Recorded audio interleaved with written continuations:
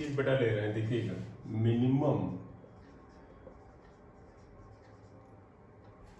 Force required to start the motion of a block, motion of a block naturally on a rough surface, क्योंकि roughness एक reality है, rough surface है। Minimum force required to start the motion of a block, मतलब कोई block रखा, आप चाहते हैं कि वो ब्लॉक बस चलने शुरू करे, मतलब बस लगे कि अब चला के तब चला, उस मिनिमम फोर्स की बात है, स्टार्ट द ब्लॉक।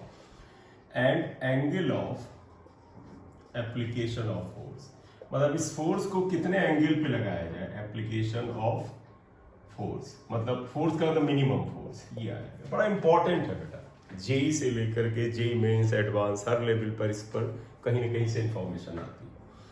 तो आप ध्यान रखिएगा, नीट में आपको इस पर पहले नहीं आता था, पिछले 2 या 3 साल पहले से क्लियर कट क्वेश्चन दे दिया, तो उसके बाद से क्या हुआ, हर जगह इंपॉर्टेंट है। आप ये बात समझिएगा, एक रफ सरफेस है, इसके ऊपर एक ब्लॉक रखा हुआ है, ये ब्लॉक रेस्ट में है क्योंकि फ्रिक्शन लग रहा है।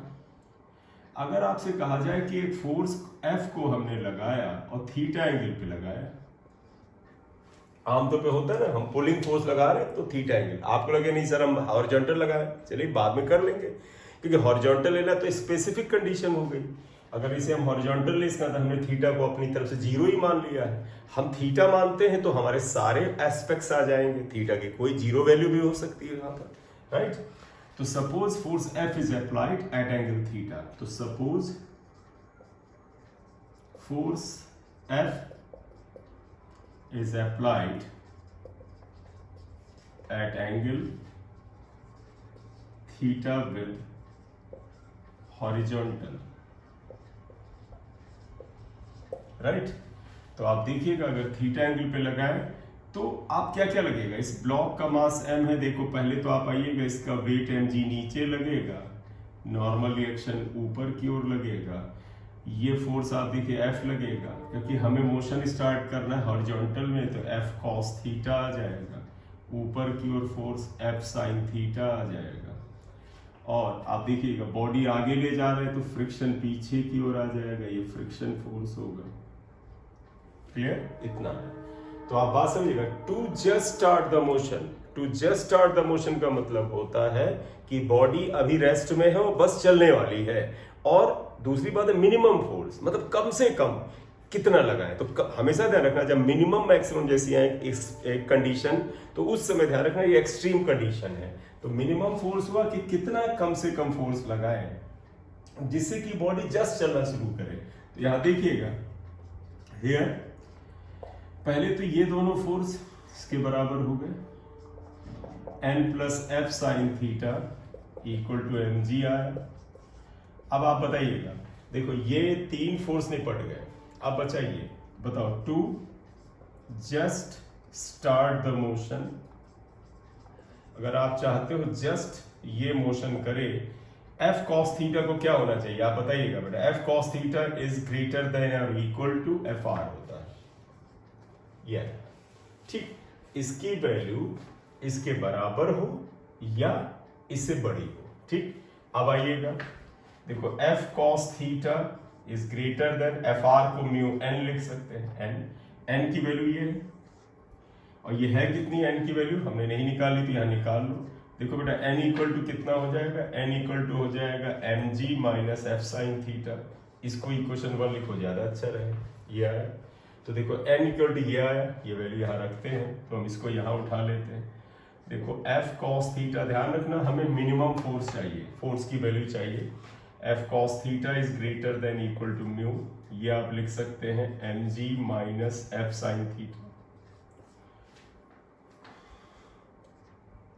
F cos theta mu mg minus mu F sine theta, हमें F चाहिए, इधर ले आओ बेटा F, तो देखो F cos theta plus mu F sine theta should be greater than equal to mu mg, F को कॉमन ले लो, cos theta plus mu sine theta should be greater than equal to mu mg आया, ये आया, ठीक।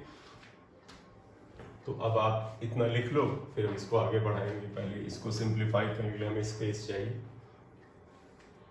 जल्दी से note कर ले, 2 सेकंड का और टाइम लें। चलिए, आप यहाँ तक आ गई है। अब आप ध्यान दीजिएगा, हमें निकालना है what is the minimum force. तो इसका मतलब आप चाहें तो आप यहाँ पे क्या कह सकते हैं, अगर हमें मिनिमम की कंडीशन लगानी तो हम इसको ले सकते हैं। आप देखिएगा, therefore F is greater than equal to mu mg upon cos theta plus mu sine theta. अब आप इसको बताइएगा, हालांकि इन्होंने ग्रेटर देन इक्वल टू ले लिया, ध्यान रखना। अगर आप इसको हम एक चीज तुम्हें जस्टिफाई कर देते हैं, एक क्वेश्चन x1 लिख लो। कहते हैं कि आप चाहते हैं कि ये बॉडी जस्ट स्टार्ट शुरू करे चलना, तो f की वैल्यू या तो बड़ी हो या बराबर हो इसके। तो हम अगर इसकी मिनिमम वैल्यू लाना चाहते हैं तो बताओ, इसकी वैल्यू मिनिमम होने के लिए इसको क्या होना चाहिए, मैक्सिमम होना चाहिए। तो अब हम इसको ये लिख सकते हैं, और मैं ग्रेटर देन का साइन हटा रहा हूं। मैं कह सकता हूं क्या, अगर आप चाहते जस्ट ये चले तो f की वैल्यू क्या हो, इसके बराबर हो, कम से कम। मतलब देखो, ये ग्रेटर देन तो कोई चीज, मान लो इसको खींचने के लिए 10 न्यूटन का फोर्स चाहिए, तो तुम कहोगे सर 10 पे जस्ट चलेगी, 10 से बड़ा होगा 11, 12, 15, वो तो कितनी भी वैल्यू हो सकती है। तो मैं चाहता हूं कि मिनिमम के लिए आप ग्रेटर देन को हटा के आप ये कर ले। तो देयरफॉर f इक्वल टू क्या हो जाएगा, mu mg upon cos theta plus mu sine theta. मैं इसको फिर से रिपीट कर दूं, आप देखिएगा, आप चाहते हैं कि f की वैल्यू इस फोर्स से या तो बड़ी हो या बराबर हो। बड़ी तो कोई भी वैल्यू हो सकती है, मान ली 10 मिनिमम वैल्यू चाहिए, बॉडी को खींचने के लिए कम से कम 10 न्यूटन का फोर्स चाहिए। तो तुम 10 से ज्यादा तो जितनी वैल्यू रख लो, 11, 12, 13, 14, 15, 1000, 10,000, लाख, कुछ भी। तो इसलिए हम चाहते हैं मिनिमम के लिए इक्वल का साइन लगा लिया, ग्रेटर को हटा दिया। ठीक है, देखिएगा, for f to be minimum, अगर आप चाहते हो कि f मिनिमम हो, ये वैल्यू मैक्स होनी चाहिए। तो पता, जब ये बड़ा होता है तो ये छोटा हो जाता है। cos theta plus mu sine theta should B max, ये मैक्सिमम होना चाहिए। और तुम्हें याद है बेटा, जब हमने मैथमेटिक्स एंड फिजिक्स से मैथमेटिकल टूल पढ़ा था, तो तुम्हें याद होगा, क्या मैथमेटिकल टूल में पढ़ा था कि मैक्सिमा और मिनिमा की क्या कंडीशन है। आई होप आपको याद होगा, मैक्सिमा या मिनिमा की केस में क्या था बेटा, कि फर्स्ट डेरिवेटिव उसका 0 होना चाहिए। यानी कि अगर ये मैक्सिमम है तो इसको अगर हम थीटा के रेस्पेक्ट में डिफरेंशिएट किया, 0 होना चाहिए। तो देयरफॉर आप क्या लिखोगे, d by D theta cos theta plus mu sine theta equal to 0 होना चाहिए। मैं फिर बताऊं, मैक्सिमा और मिनिमा की कंडीशन होती है कि एक बार डिफरेंशिएट करो उसको उस वेरिएबल के रेस्पेक्ट में जो यहाँ दिया है, थीटा यहाँ वेरिएबल है, तो ये 0 आना चाहिए। ठीक है, बताओ, d by D theta cos theta क्या होता है, minus sine theta plus mu, d by D theta sine theta क्या होता है, cos theta, mu cos theta equal to sine theta. इसलिए mu is equal to sine theta upon cos theta, इसका मतलब tan theta equal to mu आएगा। तो इन्होंने क्या पाया बेटा, जानते हो, अगर आप चाहते हो कि f मिनिमम हो, उस स्थिति में ये मैक्सिमम होना चाहिए। मैक्सिमम की कंडीशन रखते हैं तो ये रिजल्ट आता है। तो पता है, इसका मतलब हुआ कि ये एंगल आपको थीटा इस तरह से रखना चाहिए कि tan थीटा जो हो वो यहाँ पर जो रफनेस है, mu is what, roughness, coefficient of friction, इसके बराबर हो। लेकिन आप फिर ध्यान दीजिएगा, बट आपको याद है कि tan लैम्डा भी म्यू के बराबर होता है, x4 लगते हैं, जहां लैम्डा को हम क्या बोलते हैं, एंगल ऑफ फ्रिक्शन। ये बहुत इंपॉर्टेंट रिजल्ट है ये। तो आप बताइएगा, tan थीटा म्यू के बराबर आया जब हमने इसको मैक्सिमम लिया या फोर्स को मिनिमम लिया। tan theta should be equal to mu, but you already know that tan lambda भी म्यू के बराबर होता है, where lambda is actually angle of friction. तो अब जरा इनको कंपेयर करो, इक्वेशन x4 x3 को।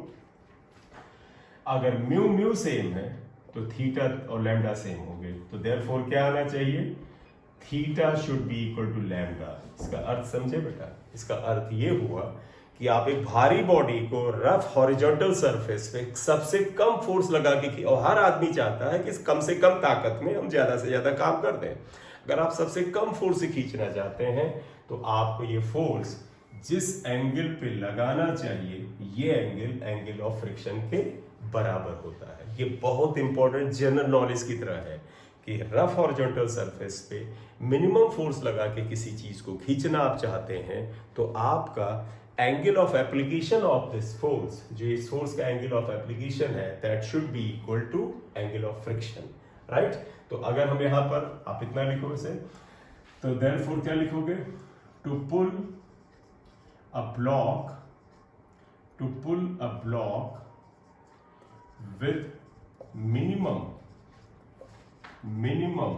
बेटा आपने ये लिख लिया हो तो कंप्लीट कर दो। चलिए 2 सेकंड का टाइम दो, ठीक। चलिए आए, देखो, to pull a block with minimum force F should be applied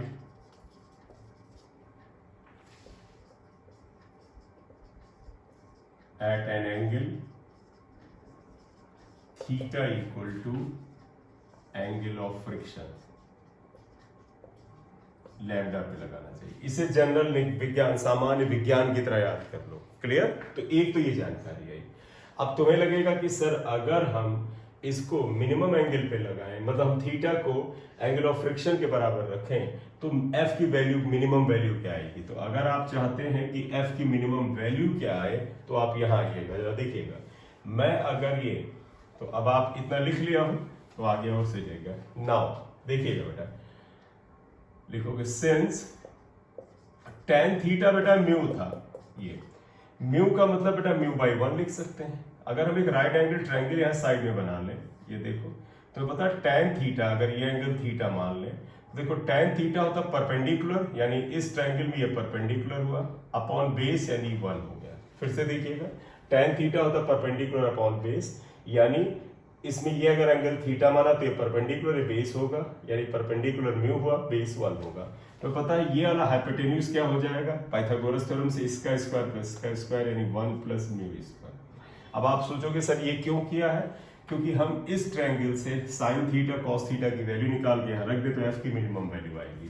therefore बताइएगा साइन थीटा क्या आएगा, जरा चेक करिएगा। साइन थीटा होता है perpendicular upon hypotenuse, mu upon under root 1 plus mu square. And cos theta क्या होता है? कॉस थीटा देखिएगा, कॉस थीटा होता है base upon hypotenuse, 1 upon under root 1 plus mu square. आपको इस इंफॉर्मेशन को ऐसे लिखने से साइन कॉस की वैल्यू आ गई। These two values should be substituted here, यहाँ पे सब्स्टिट्यूट करिए, पुट करिए।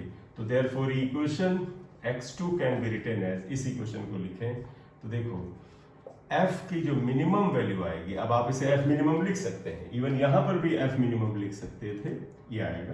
तो f मिनिमम क्या आ जाएगा, म्यू mg अपॉन, यहां से हटाई लो, आखिरी में लिख लेते हैं, cos theta plus mu sine theta आएगा। मैं ये वैल्यू रख रहा हूं, तो सिंप्लीफाई करने के लिए अब इसे हटा भी सकते हैं हम यहाँ। तो ध्यान रखिएगा क्या आएगा, f मिनिमम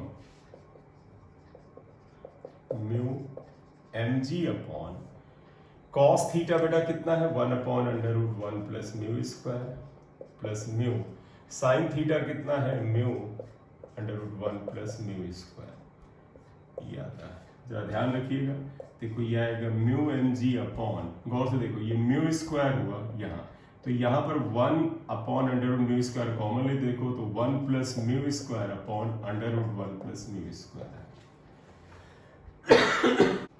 आप इसको इससे कैंसिल कर सकते हैं इसे, तो यहाँ बचेगा under root 1 plus mu square.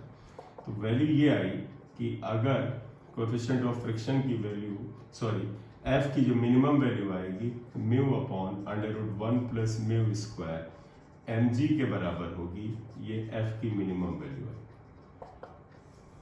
Mu के टर्म। क्लियर? तो this is the minimum force required to start the motion of the block. Block का मोशन स्टार्ट करना है तो ये मिनिमम फोर्स आ जाएगा। ये बड़ा इंपॉर्टेंट है बेटा, आप तो 1-2 बार प्रैक्टिस इसकी कर लीजिएगा तो इसके बड़े फायदे हैं। क्लियर? तो ये आ जाता है आपका। Thank you.